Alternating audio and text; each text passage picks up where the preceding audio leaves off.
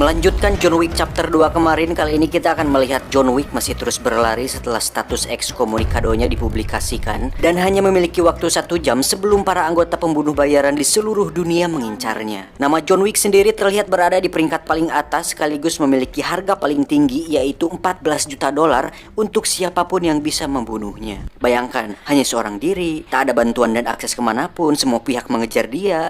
Bukan polisi, pemerintah, atau mafia, tetapi para ahli membunuh dan orang-orang yang sangat kuat, bahkan mengendalikan pemerintahan itu sendiri.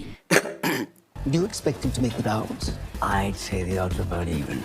Tak ingin anjingnya menjadi korban, John Wick pun memutuskan untuk menitipkannya ke Continental agar si anjing bisa aman.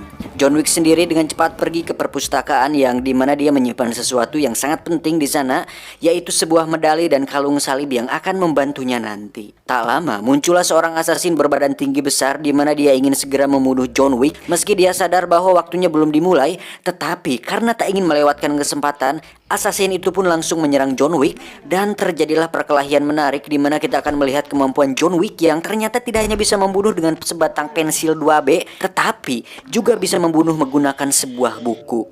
Ingat, sebuah buku loh, sehingga bisa disimpulkan bahwa jangan menilai sebuah sampul dari bukunya.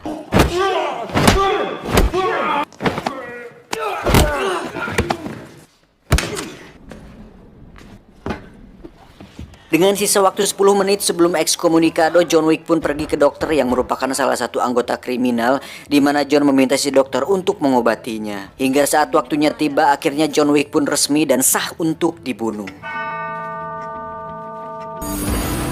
John Wick, 14 million. Open contract is now in effect.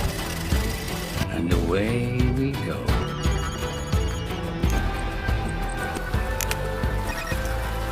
Setelah lukanya dijahit, John pun dengan cepat lari kembali di mana dia menuju ke sebuah museum senjata api yang mana di situ ada beberapa asasin lain yang melihatnya.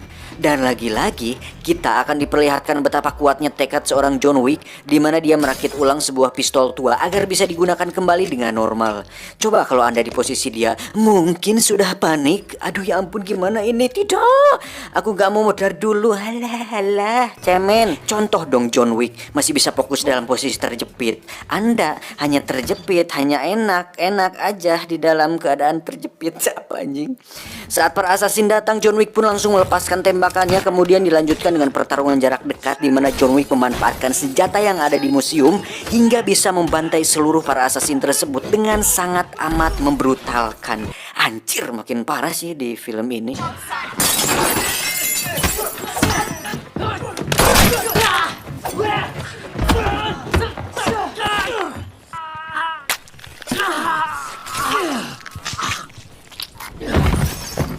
Terakhir, John Wick pun melayangkan sebuah kapak tepat di kepala asasin yang masih hidup. Nggak ada obat sih, gila.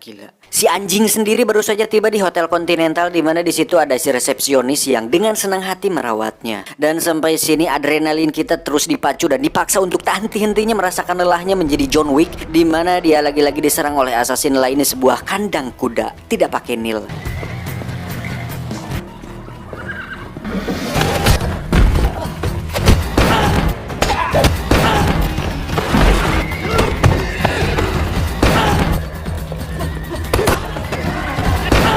Setelah berhasil mengalahkan mereka, John Wick pun segera kabur dengan menaiki kuda, di mana si John lagi-lagi dikejar oleh dua asasin bermotor yang justru tewas bukan karena laka lantas. Di sisi lain kita akan melihat harga John Wick naik dari 14 juta ke 15 juta dolar yang menandakan bahwa John Wick sangat sulit sekali untuk didapatkan. John Wick pun pergi ke sebuah teater dan menunjukkan sebuah kalung salibnya sebagai tiket masuk, di mana teater itu merupakan tempat John dilatih dulunya. Tujuan John datang ke sana adalah untuk meminta pertolongan kepada seorang wanita bernama tidak disebutkan di dalam film, tetapi kita panggil saja Madam Hayati, di mana si Madam ini mengelola tempat latihan pembunuh dengan berkedok teater, yang mana John Wick adalah salah satu anak didiknya yang sukses berkarir dalam dunia kriminal. Tuh, John Wick saja bisa sukses walaupun dalam dunia hitam. Lah Anda dan saya juga yang hanya lulusan SMA bisa nggak berprestasi? Jangan hanya hidup dari uang orang tua saja, apalagi uang rakyat. Wow. Awalnya si Madam pun keberatan memberikan pertolongan kepada John Wick karena seperti yang kita tahu jika si Madam membantu John Wick itu sama saja melawan aturan dari High Table yang sanksinya sudah pasti sangat berat. Tetapi karena John alias John Naris sudah dianggap sebagai anaknya sendiri, si Madam pun akhirnya memberikan dia pertolongan untuk bisa pergi ke luar negeri. Sebenarnya bukan karena dianggap anak sendiri sih, tapi ada sebuah kesepakatan bahwa si Madam wajib memberikan pertolongan yang hampir sama seperti aturan segel perjanjian di film John Wick 2 kemarin, di mana kalung salib itu berfungsi sebagai perjanjian bahwa setelah ini hutang si Madam kepada John Wick sudah lunas. Sama seperti sebuah tiket yang dirobek, John Wick pun harus dicap dengan besi panas sebagai tanda bahwa tiketnya sudah hangus dan tidak bisa lagi dipakai.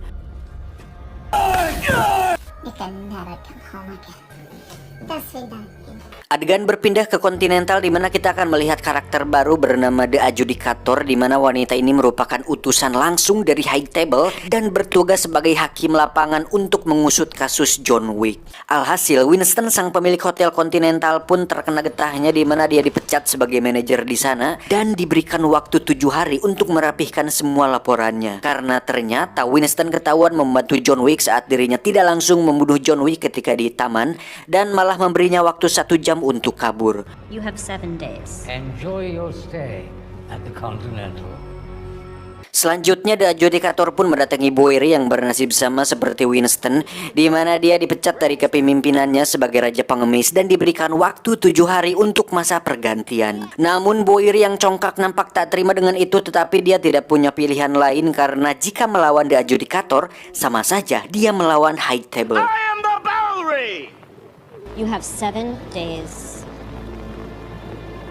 John Wick sendiri terlihat sudah berada di Mesir, di mana dia bertujuan untuk menemui seorang teman lama yang merupakan manajer The Continental cabang Mesir. Ketika berjalan di lorong gelap, John Wick pun sempat diserang oleh beberapa assassin di sana, namun berhasil dihentikan oleh ajudan si manajer yang memintanya untuk bertemu dengan si manajer. Setelah masuk ke ruangannya, John pun sudah disambut oleh 2 ekor anjing galak dan tak lama muncullah sang manajer yang ternyata seorang wanita cantik bernama Sofia, tapi tidak pakai lacuba. John Wick pun langsung menunjukkan segelnya, di mana si Sofia ini ternyata pernah ditolong oleh John Wick dulu saat ingin agar anaknya bisa aman, sehingga John datang kembali untuk meminta pertolongan balik kepadanya. Sama seperti Madam Hayati yang enggan menolong John Wick yang statusnya sudah ekskomunikado, Sofia pun menolak memberi John pertolongan. Ya, secara logika mana ada orang yang menolongin seorang buronan, tetapi karena Sofia teringat akan Sumpah Pemuda dan memiliki rasa empati yang tinggi, dia pun akhirnya bersedia untuk menolong John Wick. John Wick sendiri hanya meminta tolong Sofia untuk membawanya kepada seorang pria yang merupakan bawahan langsung The High Table untuk meminta saran kepadanya. We leave in 10 minutes. Di sisi lain kita akan melihat si Adjudicator sedang menemui seorang penjual sushi tanpa Susanti, di mana si penjual sushi itu adalah assassin yang khusus bekerja untuk The High Table. Beliau bernama Zero. Dan di belakang ada siapa? Coba tebak? Ya, akhirnya kita bisa melihat Kang Medok alias Yayan Ruhian dan Kang Cecep Arif Rahman berada tepat di belakang yang merupakan anak buah dari si Zero ini. The Adjudicator pun menugaskan Zero dan kedua anak buahnya untuk memberi pelajaran kepada para pengkhianat alias orang-orang yang sudah memberi pertolongan kepada John Wick sebagai peringatan bahwa High Table tidak main-main dengan aturannya.